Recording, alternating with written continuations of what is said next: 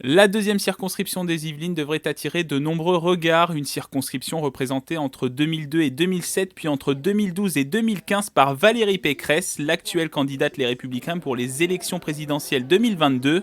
Depuis 2017, Jean-Noël Barrot, député MoDem, représente les administrés de ce territoire.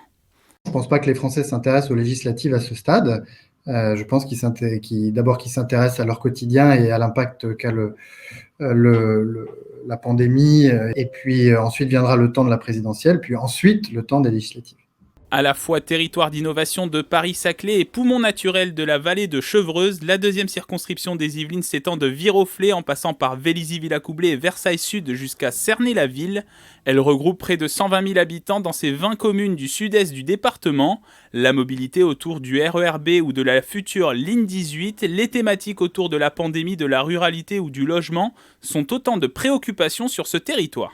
Je mets la crise sanitaire au premier rang des priorités et des questionnements. Sur les différents sujets que je viens d'aborder, sur le sujet des mobilités, sur le sujet des nuisances sonores, sur le sujet du logement et de la construction de logements, on a essayé de travailler au plus près du terrain avec toutes les parties prenantes associées ou intéressées à ces problématiques, avec les élus locaux.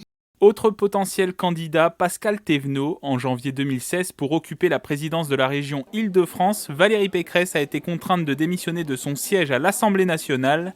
Une élection législative partielle a été organisée. Vainqueur, le maire de Vélizy-Villacoublay devient député de la deuxième circonscription.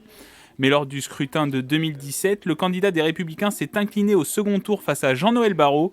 Il avait obtenu 42% des voix contre 58% pour le candidat du MoDem. En 2022, Pascal Thévenot participera à nouveau au scrutin législatif. C'est en plus un territoire que je connais bien. Moi, j'y suis né, je suis enraciné, j'ai une implantation forte au niveau associatif dans la circonscription. On a une circonscription qui est... On a la chance d'avoir une petite France. Il y a une zone économique forte, urbanisée, qui est Vélizy. On a du patrimoine, une ville patrimoniale royale avec Versailles. On a la vallée de la Bièvre, la vallée de Chevreuse, une partie 50 en Yvelines avec Magny-l'Hameau. Donc finalement, on a à peu près toutes les problématiques qu'on peut retrouver au niveau national. Lors des dernières législatives, Jean-Noël Barrot avait mis fin à 60 ans de mandat à droite sur cette circonscription.